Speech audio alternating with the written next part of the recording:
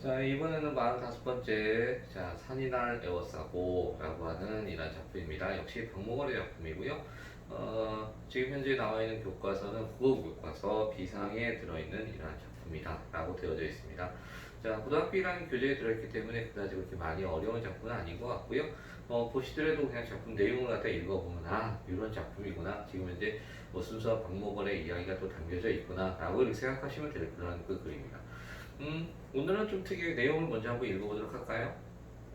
산이나 에워싸고 씨나 뿌리며 살아라 한다.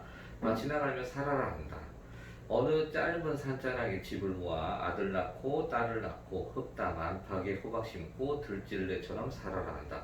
쑥대밭처럼 살아라 한다. 사이나 에워싸고 금은딸처럼 사이어지는 목숨 금은딸처럼 살아라 한다. 금은딸처럼 살아라 한다라고 되어 있습니다. 반복된 표현이 꽤 많아요. 자, 반복된 표현이 있고, 그 다음 향토적인 시어들도 지금 눈에 보이시죠? 그리고 또, 살아라, 살아라 한다는 이러한 그 명령형의 의미를 갖다가 하나의 인용해 와서 또 이야기를 접근하고 있구나, 라는 것을 볼 수 있을 것 같습니다. 지금, 어쨌든 하나의 이러한 그 대상인 산이 나에게 하는 이야기를 바탕으로 얘기를 하고 있거든요. 주제적인 측면은 자연 속에서 순리에 따르는 삶에 대한 소망이다, 라고 되어 있어요. 자연 속에서 다른 것도 아니에요. 자연이라는 것 속에서 뭐에 따르는 바로 글씨가 엉망이네요. 순리를 따르는 것을 갖다 얘기하고 있습니다. 그러니까 그 순리에 역변하는, 역행하는 이러한 그 것을 하지 말고 그냥 지금 현재 이 순리를 따르는 삶을 갖다 살기를 바란다 라고 하는 얘기를 하고 있는 거죠. 자, 그러다 보니까 여기에서는 그 밑에 작품 자세 읽기 쪽을 잠깐 좀 먼저 본 다음에 특징을 볼게요. 화자는 산이 자신에게 특정한 모습으로 살아갈 것을 명령하고 있다라고 되어 있습니다. 그러니까 특정한 모습이라고 했는데 거기서 말하는 특정한 모습이라는 것이 따지보면은 이거죠. 순리를 갖다가 이렇게 따르는 순리를 따르는 이런 특정한 모습을 갖다 얘기하는 것 같습니다. 자, 그러면서 화자가 앞뒤 산으로 둘러싸인 공간에서 자연이죠. 그렇다면 자신의 지향을 깨닫게 되는 과정을 달리 표현한 것을 볼 수 있다라고 하면서 이러한 표현의 이유는 산으로 대표되는 자연의 절대적 가치를 드러내기 위해서이다라고 되어 있습니다. 자, 그러니까 바로 자연 속에서 바로 이 순리를 갖다 따르는 그러면서 또 더 들어가 보시면 화자에게 있어서 자연과 합일되어 그 순리에 순응하는 삶의 모습. 자, 순리를 따른다. 순리에 순응한다. 그러면서 뭐라고 했어요? 자연과의 지금 현재 합이라는 이러한 모습이라는 거죠. 자, 그러다 보니까 거기서 화자는 산이 뭐뭐라며 살아라 한다와 같은 표현을 통해서 이러한 지향이 자신에게 주어진 운명과 같은 것을 표현하고 있다라고요. 자, 그러니까 시적 화자는 지금 현재 자연과 합의를 통해서 순리를 순응하는 자연에 순응하는 삶을 갖다 살고자 한다는 걸 보여주고 있네요. 그죠? 자, 그러다 보니까 특징에 산이 말하는 형식을 빌려서 화자의 이러한 지향을 갖다가 표현해주고 있다. 자, 그러니까 따지면은 이거는 다 누구에 대한 마음이라는 거예요. 시적 화자가 바로 지향하는 삶을 갖다가 이렇게 보여주고 있다라는 측면. 시적 화자가 지향하는 삶이 뭔데요? 바로 자연과의 합의를 이루는 자연에 순응하는 이러한 삶이구나라는 것을 보여주고 있다는 겁니다. 다음에 두 번째, 비유적 표현 및 유사한 문장 구조를 반복적으로 사용했다라고 되어져 있어요. 자, 그러면은 여기에서 비유적 표현과 그 다음에 유사한 문장 구조 이 두 가지의 특징을 갖다 보여주고 있거든요. 그럼 이런 것들이 어디에서 지금 나오고 있는지 따져봐야겠죠. 방금 전에 이미 작품 자세 읽기에서 구조에 대한 측면을 얘기했어요. 산이 뭐뭐며 뭐뭐 살아라 한다라고 하는 그죠? 바로 여기서 산이 뭐뭐며 뭐뭐 살아라 한다 라고 하는 그죠? 바로 이러한 그 유사한 문장 구조가 계속해서 반복되고 있다라고 했습니다. 자, 그러면서 또한 여기서는 방금 지금 비유적 표현이라고 했는데 비유적인 건 이제 어떤 부분을 가지고 얘기를 해야 될지 그건 좀 얘기해 보겠습니다. 자, 그 다음에 점층적 구조를 통해서 순리에 순응하며 사는 삶에 대한 지향을 갖다 강조했다라고 되어 있거든요. 어떻게 보면 점층적 구조. 자, 또 하나 세 번째. 이러한 점층적 구조는 그럼 어디에 또 나타나는지 이걸 지금부터 한번 찾아보도록 하겠습니다. 자, 그러면 첫 번째 산이나 레워스하고, 자, 산이나 레워스하다 따라오면은 시적 화자가 지금 현재 삶을 살고 있는데 이 시적 화자의 삶 속에 누가 산이라는 것이 온 사방에 이렇게 에워싸고 있는 이 모습을 갖다 보여주고 있는 것 같아요. 그런데 여기에서 진짜 요 산이라고 하는 것 자체는 그냥 산이냐? 아니다. 아까도 얘기했어요. 산이라고 하는 존재는 바로 무엇을 말한다? 네, 이것은 자연을 갖다 이야기하는 것이다 라고 하는 거. 그러다 보니까 산이라는 것은 자연을 얘기하고 어떻게 보면은 이 속세에서 벗어난 바로 이것은 탈 속의 세계를 이렇게 이야기하는 것이다 라고 이렇게 봐야겠죠. 그죠? 그래서 산은 바로 자연을 뜻하고 속세에서 벗어난 공간. 어떻게 보면 이것을 표현 방법 대유법을 갖다 이렇게 이야기해 볼 수도 있을 것 같아요. 자, 그리고 씨나 뿌리며 살아라 한다. 밭이나 갈며 살아라 한다라고 되어 있습니다. 자, 나에게 얘기했습니다. 뭐하며 살아라? 얘기하는 것이 첫 번째 말하는 게 씨나 뿌리면서 살아라 라고 하는 측면. 그리고 뭐해라? 밭이나 갈며 살아라. 자, 씨나 뿌리고 밭이나 갈라는 것 자체는 네, 속세에서 벗어난 이러한 삶이에요. 그죠? 그래서 자연의 이러한 삶의 토대를 두고 사는, 그래서 거의 자연에 파묻혀 생계를 유지하는 삶이다라고 되어져 있죠? 네, 그렇습니다. 그러니까 자연 속에서 씨나 혹은 밭을 갈면서 그냥 살라고 하는 이 모습을 얘기하고 있다. 위아래 구절 똑같이 생겼어요. 네, 대구법을 이렇게 이야기하는 것이다 라고 볼 수 있고요. 네, 위아래 살아라 한다 반복되고 있죠. 네, 반복법을 가지고 이렇게 이야기했습니다.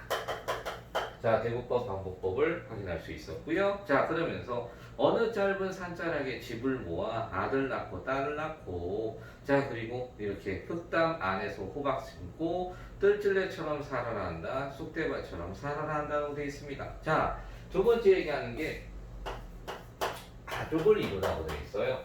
그죠? 자, 그래서 가족과 함께 어떻게 흙담 안 밖에 호박을 심고, 자, 호박을 갖다 심으래요.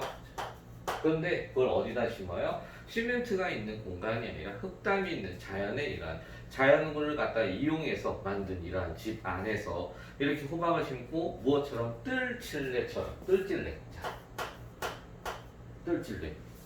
네, 들찔레죠. 오늘따라 좀 그러네요. 자, 뜰찔레처럼 살으라고 했고요. 그 다음에 쑥대밭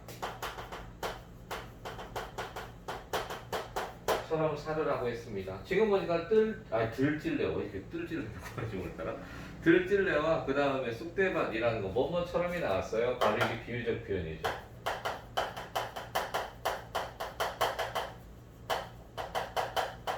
둘 다 똑같이 직유법을 쓰고 있어요. 그럼 들찔레나 쑥대밭 같은 경우에는 기본적으로 이건 자연 속에서 이렇게 존재하는 것들입니다. 그리고 또한 이러한 도시 속세에서의 공간이 아닌 속세에서 벗어난 이러한 그 시골에 대한 이러한 공간에서 느낄 수 있는 것들이죠.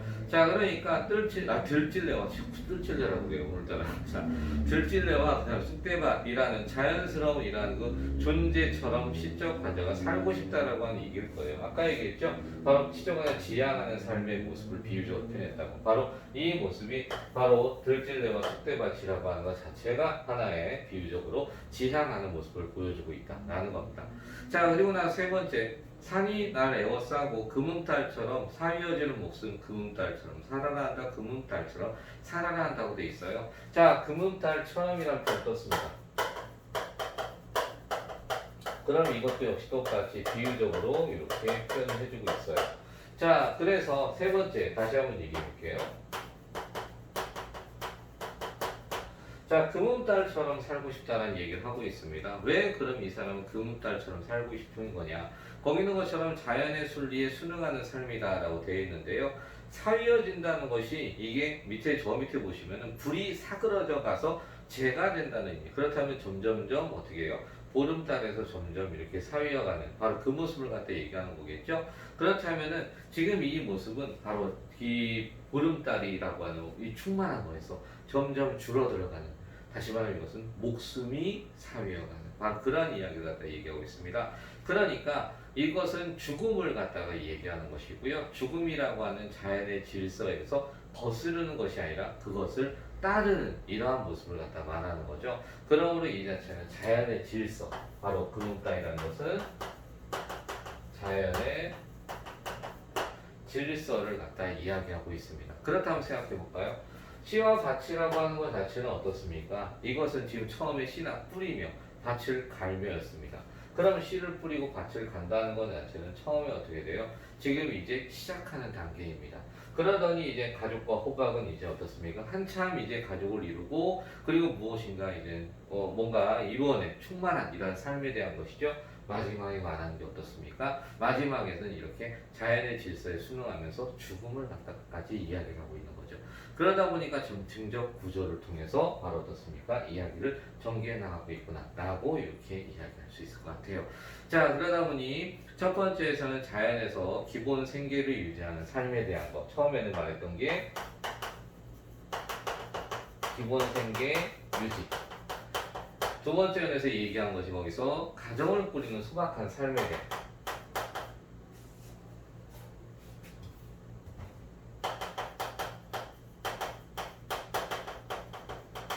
그리고 마지막에 와서는 이제 자연의 순리에 순응하는.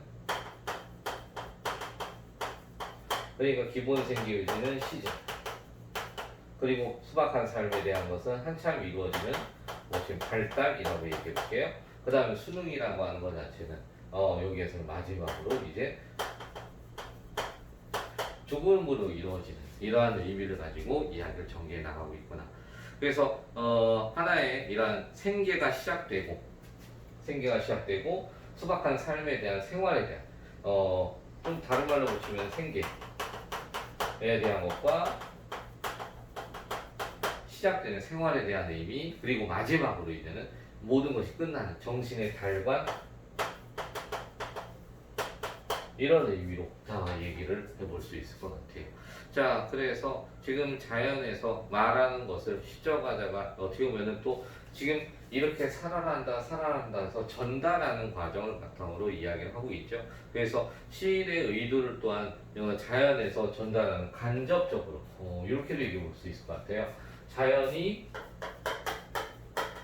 간접적으로 말한 것을 전달하듯이 표현해주고 있다라고 하는. 그래서 자신의 이러한 시적에 지향하는 삶을 갖다가 자연에 말하는 것으로 간접적으로 보여주는 이러한 또 특이한 의도를 갖다가 표현을 갖다가 보여주는 그러한 작품이다라고 얘기를 해볼 수 있을 것 같습니다. 그래서 굉장히 전원적이고요. 어떻게 보면은 시적에 달관된 삶의 모습을 보여주는 이러한 글이기도 하다라는 걸 생각을 해주시면 되겠고요. 네, 요 아무래도 자연 속의 순리에 따른 삶의 자세를 갖다 자신이 생각하시면서 특징적이면 세 가지, 다시 한번 더 비유적 표현, 유사한 문장 구조, 점층적 구조에 따라서 이렇게 내용이 정리될 수 있다라는 걸 다시 생각해 보시고 정리를 해주시기 바랍니다. 네. 오늘도 옆에 실전 연습하기 내용 문제 풀어주시고요. 그리고 거기에 맞춰서 역시 또 질문하실 게 있으면 질문 주시기 바랍니다. 네.